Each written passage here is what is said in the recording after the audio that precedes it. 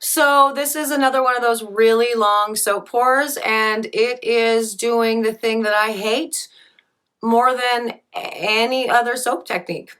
So that's fun. Yay.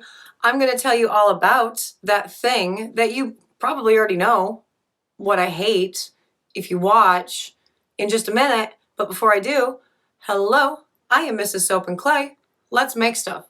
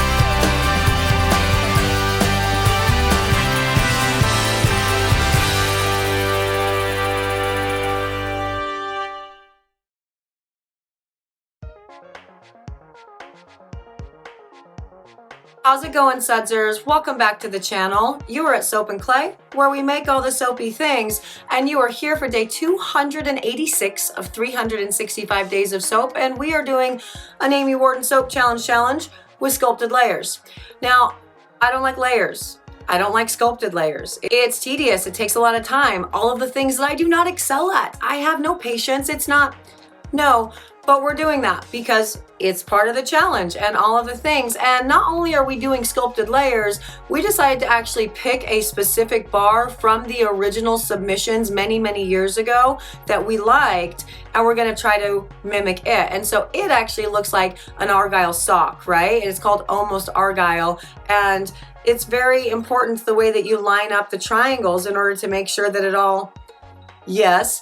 And so we decided to make it doubly hard for ourselves for this challenge because, I mean, I've done a lot of sculpted layers and Georgia May actually likes sculpted layers. So we're like, okay, well, let's make it tougher. So we're gonna go to the video right now because this one's actually kind of a long one. We'll talk about all the things there and then we'll do the recap review and all the jazz, you know, later. So let's go there now.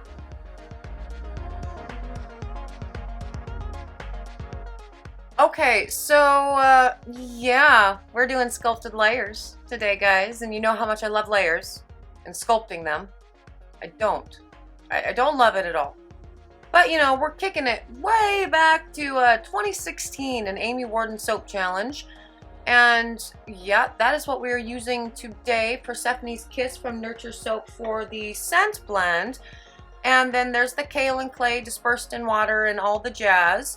And I'll talk about the scent blend later because first I want to talk about my inspiration for the soap, and that's it.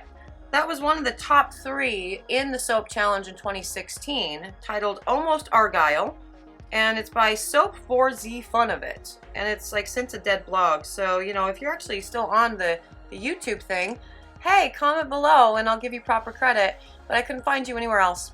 And yeah, I really liked that design. I thought it was very cool because sculpted layers, you can do a number of different things in them, and the thing that we usually do sculpted layers, we use sculpted layers for is for landscape soaps or for well, a lot of the Disney soaps, you know, like when Georgia May did the like the bikini top for Ariel, and she does sculpted layers all the time. So we'd never done anything quite like this though, because it actually requires a bit more precision with your sculpting than something like a landscape or a or you know, like the Disney soaps. And so because there's so many layers, and essentially you are reversing the triangle pattern each time to achieve that kind of argyle effect. And I thought we should make it complicated for this challenge because Georgia May is great at sculpted layers, like really very good at them, and she likes them. And for my part, I'm good at sculpted layers when it comes to landscape soaps, but doing something that is so tedious and has so many layers involved, like that, like an argyle pattern in soaps, that's different and that's harder. And so that was the inspiration that we were using, that picture there, the argyle pattern. And I decided to go with a bunch of various greens for all of this instead of blues, because green socks make me happy. Really, that's the whole reason for that. And so yeah, that's what I am working on today for like 7 layers, maybe 9 layers, all sculpted, all tedious, all a thing. Like, it's not, this was the longest pour that I've done in quite some time. So, you know, let's go check it out while I grab alcohol.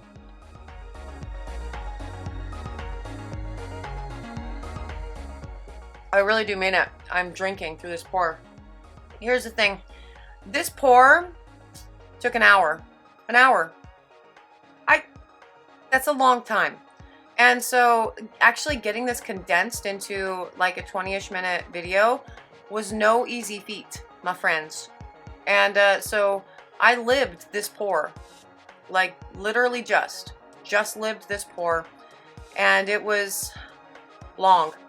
Here's the tool that Georgia May made to make it make sense, right? So instead of doing like 6 or 7 different tools, we just cut one that's offset on each side. And so the idea is I flip it over with each pass, and then that will create the little triangles meeting in the middle for the argyle, right? Sure, we're gonna go with that. And that's just, it's a lot of sculpting. And look at my stupid gloves. Like, I can't find PPE anywhere, you guys. And that's awesome because like more important people are using them for sure. But like they had a box of these things at the gas station, and so I just bought them because I'm like, oh God, gloves, yes, we're out. And I got to the shop and I opened them up, and they look like lunch lady gloves, and they almost look like there are holes in them, like they're perforated, and they're not. They're super not, I promise. But they're huge. They're like extra larges, and I don't have big hands, and so all of that was on my glove, like just with the first sculpting, the pour was already going horribly. But I found a box of the black gloves, our murder gloves, that has one glove, had one glove left in it, and I'm like, okay, cool. That's right hand is what I need to do the pulls, so that's great. So my right hand is gloved in the black glove, and my left hand is gloved in the lunch lady glove, and this is our life. So yeah, so again, already the pour is starting out like annoying, and it's ultra annoying because Georgia is trying to explain to me what it is that I'm supposed to do with this to like make the tool work, and my brain's like, what? Okay, so I flip it over. Yeah, but don't turn it over. Wait, what? So it was very confusing. And also, like, Georgia, for the record, if this pour succeeds, it's because of Georgia May's awesome tool. If this pour fails, it's because of my awful impatience in life. Because I'm still not super patient. And I cut out all the parts where I was waiting for layers to set up, or I was taking a stick blender to the next layer to thicken it up to pour it in. And so that part's all cut out, but that happened for literally every piece of this pour. I took a stick blender back to like 8 ounces, and then I'm scraping out, I would say maybe 2 ounces with each pass, and it's all a thing. And I'm just, it was very long. And also I'm putting mica lines in there, but then I like got bored with mica lines, and so I stopped at some point in the thing. So I definitely just cut all of that out of the video completely because the mica lines were no longer important because I stopped using them like after the first time. So there's that. Yeah, so the trick with sculpted layers really is controlling your batter so it's the thickness that you want when you want it, right? And it's there's really nothing too terribly complicated about that. And so you can do that in a number of ways. You can do small batches as you need them for layers. So just making little teeny tiny batches as you need them. Or you can just get your soap to an emulsion and then take a stick blender to each individual part so it thickens up faster and you can do your sculpting so you're not having to wait too terribly long. There are multiple ways to do sculpted layers, and no way is really, really wrong in controlling the trace. And there's no real trick to it. It just does take the one thing that I don't have, which is patience. So there's that. And I really was flying blind with this whole thing as far as measurements for all of the pieces, because I wasn't 100% sure how much of the soap batter would come out with a pull until I pulled the first one. And so that's why with the very first pull I had the scale out and I was measuring into the cup to see how much weight I took off. And so from then on I sort of gauged my batch based on that. And so at that point I started pouring about between 8 and 9 ounces into the container to make the next batch. And so yeah, that's sitting at right around 9 ounces there, and 9.5. And then coloring that, taking it, you know, pouring it in, doing the sculpt, and then just kind of letting the extra stuff sit. Yeah, and I had to do that so many times. Which way am I going to pull this thing next? Yeah, and just kind of letting the extra soap that I pulled out sit in beakers, and I'm like, well, I'll figure that out and where to use that later. And saw a little finger that just popped in there. That was another problem with this whole thing. So, and it's not a problem. It was actually a delightful conversation. But as I was pouring this, like I started this pour, you know, like 10 minutes before close, which makes sense. It's a good time to start a pour because you don't get a lot of people in right before closing time. So great. And this guy walked in. And he comes over the counter and he's fascinated with the process, right? And then he starts talking about the business that he and his wife were trying to do, and they want to make yoni bars. And I just like, I mean, I chatted with him about it, like, okay, cool. But like, as soon as he said yoni bars, I'm like, oh God, we're not doing yoni bars. Please don't do yoni bars. But you know, whatever. And so it was a cool conversation. He was really interested in the process and like learning the soap thing or whatever. And he had his wife on FaceTime and they were watching it together and all the things. And I was chit-chatting with him about business and ideas, and he tells me that he's an excellent chef and that's really what he wants to do is cook. And so, you know, I'm giving him some ideas on what maybe he could do with the business, and we're just talking shop, right? Which I love. I love doing that. I love interacting with fellow makers. It makes me so happy. I love entrepreneurs. Like the whole thing, it just, yes, awesome. Yes, let's talk.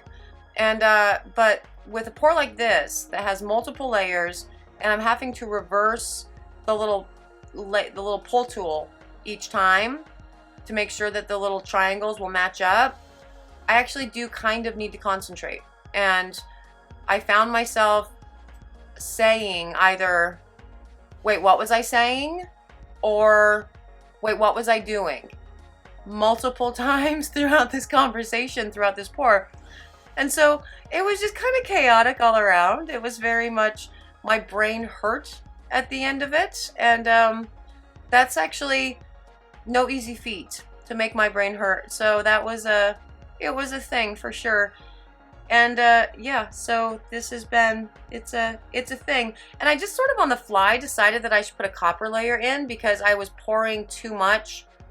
I had too much soap batter left. Originally my plan was to do 7 layers, so a dark green, mid green, light green, white, light green, mid green, dark green, from bottom to top. But I still had so much soap batter left in the big Pyrex that I'm like, I think we're gonna do another layer of copper and then reverse the pattern. So we ultimately ended up with, I think, 9 layers when it was all said and done with this guy. So there's that. That's why copper made its inclusion, or its appearance.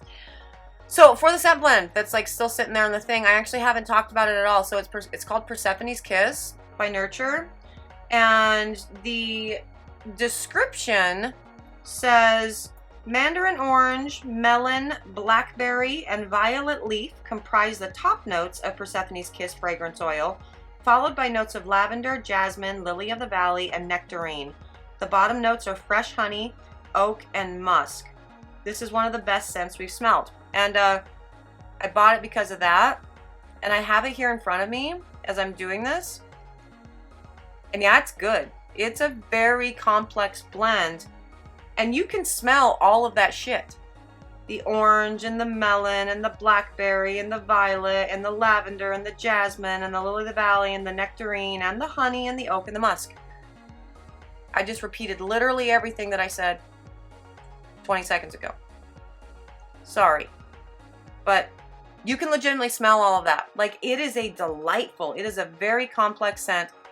I would definitely call it sultry. Yeah, it's super sexy. It's a sexy, sexy scent for sure. And so I guess it makes sense. It's named Persephone's Kiss. I like it. It's a really good blend. And just like everything else that we've been working with Nurture Soap, none problems, right? The thickness of the batter at this point is because I'm an hour into or 45 minutes into a freaking pour with all kinds of clay in it. It's expected that it's going to be thick at this point. And so it has soaked beautifully. I think all of the blends that we've used so far have soaked beautifully, right? I don't think we've had any complaints yet. So Nurture Soap makes some good scent blends, is I think what I'm saying at this point. We're not all the way done with the testing yet, but right now, as it stands, yeah, I'm pro Nurture Soap. Like, they've been good.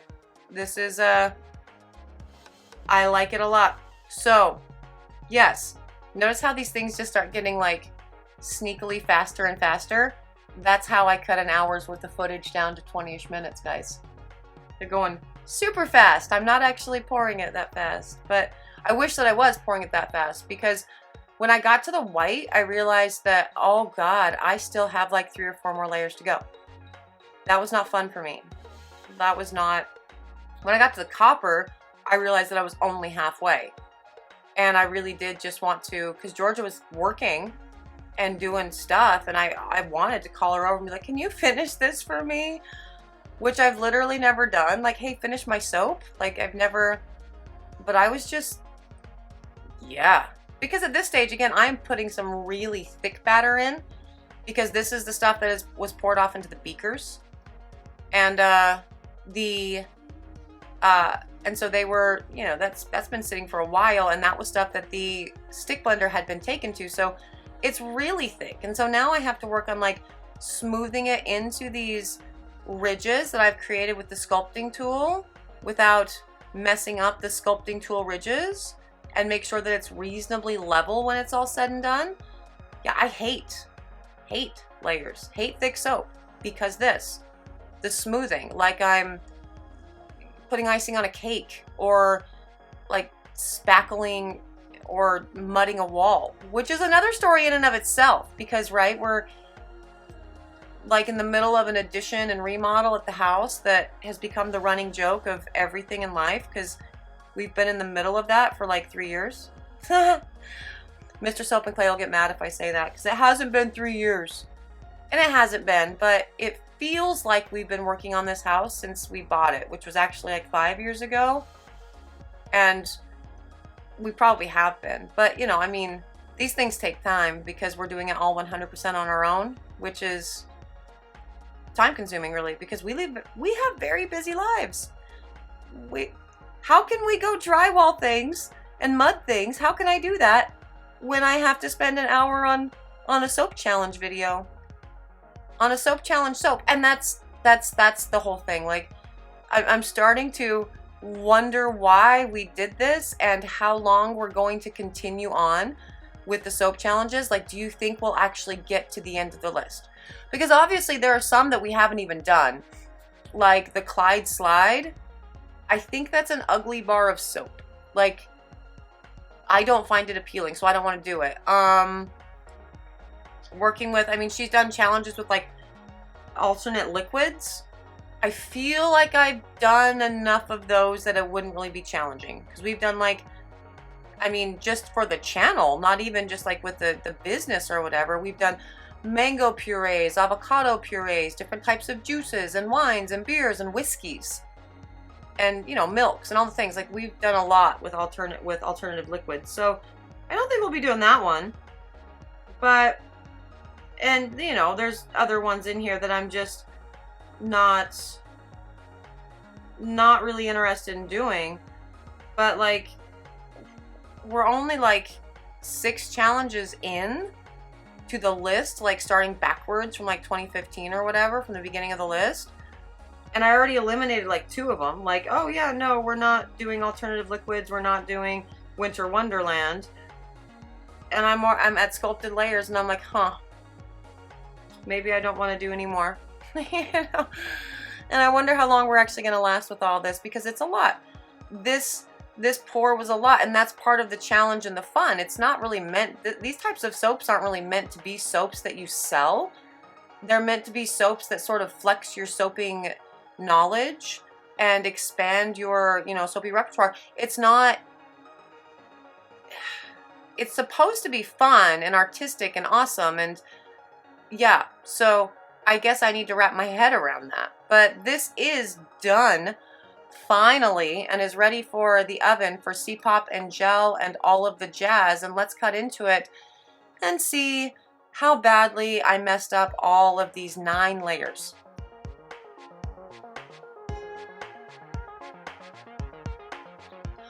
So this has gelled overnight, and it's nice and shiny. Looks really good. Definite signs of gel here. There are some air holes there that are for sure. We've got some air pockets there. And I was so not looking forward to cutting open this bar. Like, I was not looking forward to it. And 1, 2, 3, 4, 5, 6, 7, 8, 9. Yeah, 9 layers. And that side's a mess. That's not good. That's okay, so it's not that argyle and as beautiful and perfect as the one submission I showed you was.